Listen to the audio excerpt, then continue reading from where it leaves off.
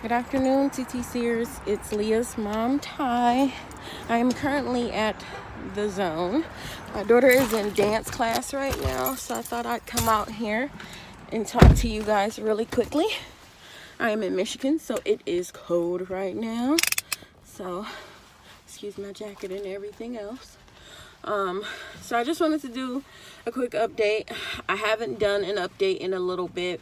The last update that I did, I was trying to choose between doing Clomid or Femera or Letrozole, whichever you call it. And I decided to do the Femera. So I took Femera 7.5 milligrams cycles day 5 through 7. Now usually I take my Clomid, which I was taking before, cycles day 3 through 7, but I'll just rewind a little bit and say that cycle day 35, I called my REI and let them know I still hadn't gotten my period because I had not ovulated. I did not ovulate last cycle. Contrary to what I believe to be a positive OPK, cycle day 36. I didn't ovulate because I never got my period. So I called cycle day 35, let them know I got the Provera. I took the Provera 10 days. You're supposed to start a period within 5 to 7 days after stopping the Provera. Yes, Provera. And 2 days after stopping the Provera, I started to spot. I did not start a period for 8 days after that. So ridiculous. So I was spotting for 7 days, and then on the 8th day when I called him back, because the doctor said that means I have an absence of estrogen if I'm not having a period. And literally the very next day he said, well, call me if you're not started your cycle on on the 8th day.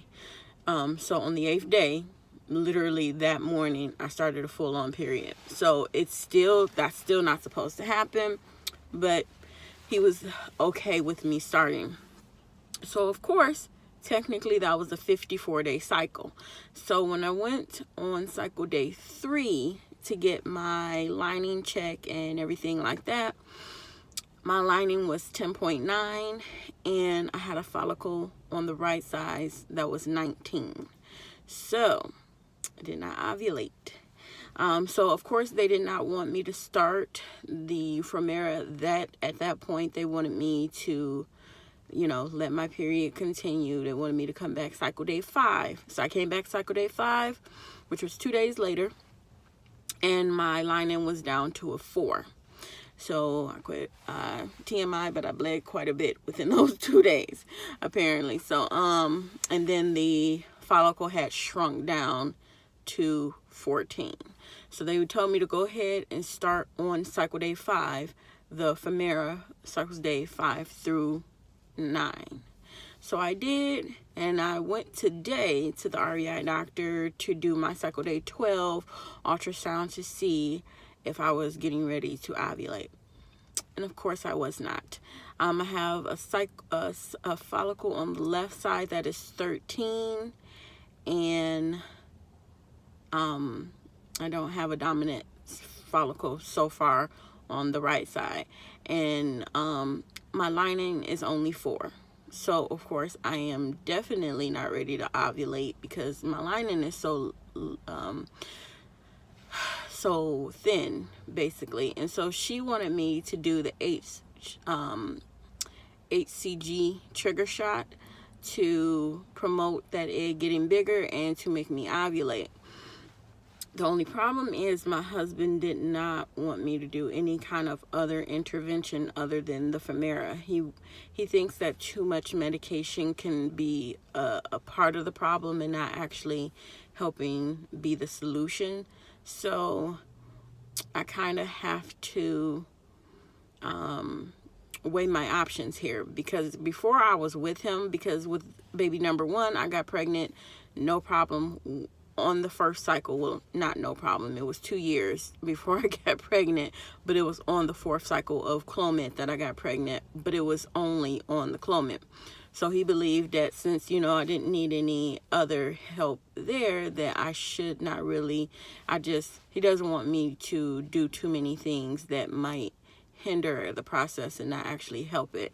But I'm not so sure now that I agree, just because last month, 2 cycles ago, I ovulated perfectly fine with Clomid, 150 milligrams, but I didn't get pregnant.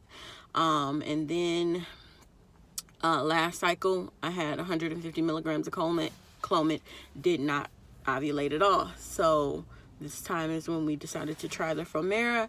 And as of right now, like I said, I'm on cycle day 12, and I only have a size 13 follicle. So they want me to come back in 2 days to check that follicle size and my lining, and I guess we'll revisit about the HCG, because I want to do a little bit more research and kind of talk to my husband a little bit more about it and see if I can get him on board with it. I'm still not 100% myself that I actually want to do the HCG, but I'm kind of at a let's do this crossroads. And also we have decided to go ahead and do the DNC.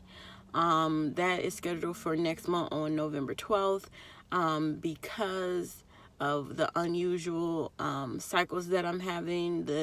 It's not heavy bleeding, but it's prolonged bleeding. So like I said, cycles, I started bleeding 2 days after I started stopped the Provera, and I didn't start a period for 7 days, but I was spotting for 7 days. Like every time I wiped, it's a lot of blood. Sorry, TMI. And then so day 8 of stopping Provera, I started an actual cycle. Stayed on for 5 days, and then after that stopped, I had another 5 days of spotting. So add that up, that is a lot of days of just bleeding. So no one should spot that long. So my doctor has recommended that I go ahead and do the DNC, and she also wants to do another HSG. I've already had one the year before I got pregnant with baby number 1, but I did not have any problems with that. It hurt like I don't know what, but I did not have any blockages or any kind of anything that would be cause for concern. But of course she wants to do it again, and I'm also going to recommend that my husband does another semen analysis. His semen analysis was fine last time with baby number 1. His only problem was low volume. So not the amount of sperm and the volume he had was good, but they said that he could have had a little bit more sperm.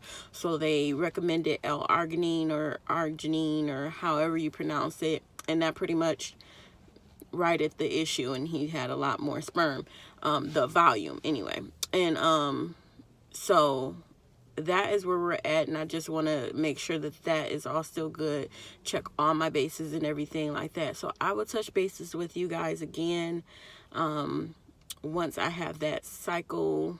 I guess that's going to be 2 days from now. 14, cycle day 14, ultrasound to see how the lining and my follicles are doing. So I'll talk to you guys soon.